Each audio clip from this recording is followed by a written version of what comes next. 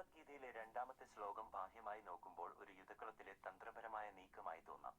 എന്നാൽ ആത്മീയമായി നോക്കുമ്പോൾ ഇത് മനുഷ്യന്റെ അഹങ്കാരവും ഭയവും പുറത്തുകൊണ്ടുവരുന്ന വളരെ മനോഹരമായ ഒരു മനഃശാസ്ത്രപരമായ ശ്ലോകമാണ്. ആദ്യം നമുക്ക് ശ്ലോകത്തിന്റെ വരികളും ലളിതമായ അർത്ഥവും നോക്കാം. അതിനുശേഷം അതിന്റെ ആഴത്തിലുള്ള അർത്ഥത്തിലേക്ക് കടക്കാം.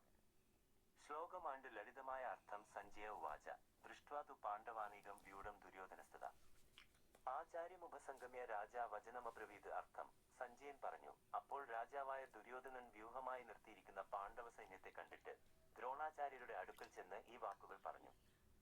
ശ്ലോകത്തിന്റെ ആഴമേറിയ തത്വചിന്ത. ആദ്യ ശ്ലോകത്തിൽ ധൃതരാഷ്ട്രർ ചോദിച്ച ചോദ്യത്തിന് സഞ്ജയൻ മറുപടി നൽകാൻ തുടങ്ങുന്നത് ഇവിടെയാണ്. ഇതിൽ ഒളിഞ്ഞിരിക്കുന്ന മനഃശാസ്ത്രപരമായ 4 പ്രധാന കാര്യങ്ങൾ താഴെ പറയുന്നവയാണ്. 1. ഭയത്തിൽ നിന്ന് ജനിക്കുന്ന പരിഭ്രാന്തി. പാണ്ഡവരുടെ സൈന്യം കൗരവരുടേതിനേക്കാൾ ചെറുതായിരുന്നു. എന്നിട്ടും പാണ്ഡവർ തങ്ങളുടെ സൈന്യത്തെ ക്രമീകരിച്ചിരുന്ന രീതി കണ്ടപ്പോൾ ദുര്യോധനനുള്ളിൽ ഭയം തോന്നി.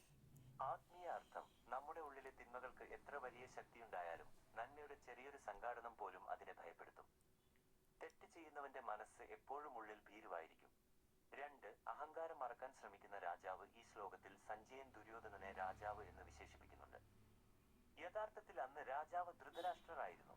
എന്നാൽ ദുര്യോധനന്റെ അഹങ്കാരവും താനാണ് എല്ലാം എന്ന ഭാവവും കാണിക്കാനാണ് സഞ്ജയൻ അങ്ങനെ പറഞ്ഞത്. ഉള്ളിൽ ഭയമുണ്ടെങ്കിലും അത് പുറത്തു കാണിക്കാതെ ഒരു രാജാവിനെ പോലെ ദുര്യോധനൻ നടക്കാൻ ശ്രമിക്കുകയാണ്.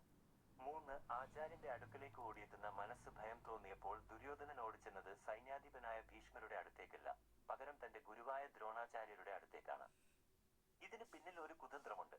ദ്രോണാചാര്യർക്ക് പാണ്ഡവരോട് പ്രത്യേക സ്നേഹമുണ്ടെന്ന് ദുര്യോധനന് അറിയാമായിരുന്നു.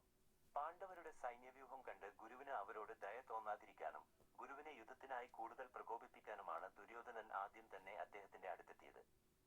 4. സ്വാർത്ഥതയും കുതന്ത്രവും. നമ്മുടെ ഉള്ളിലെ തിന്മയുടെ ചിന്തകൾ എപ്പോഴും സ്വന്തം നിലനിൽപ്പിനായി വിദ്യകളെയും അറിവുകളെയും ദുരുപയോഗം ചെയ്യാൻ നോക്കും. ദുര്യോധനൻ ഗുരുവിനെ ബഹുമാനിക്കാൻ വേണ്ടിയല്ല അങ്ങോട്ട് ചെന്നത്, പകരം തന്റെ ഉള്ളിലെ സ്വാർത്ഥതയും ഭയവും കാരണം ഗുരുവിനെ സ്വന്തം ഭാഗത്തേക്ക് കൂടുതൽ ഉറപ്പിച്ചു നിർത്താൻ വേണ്ടിയായിരുന്നു.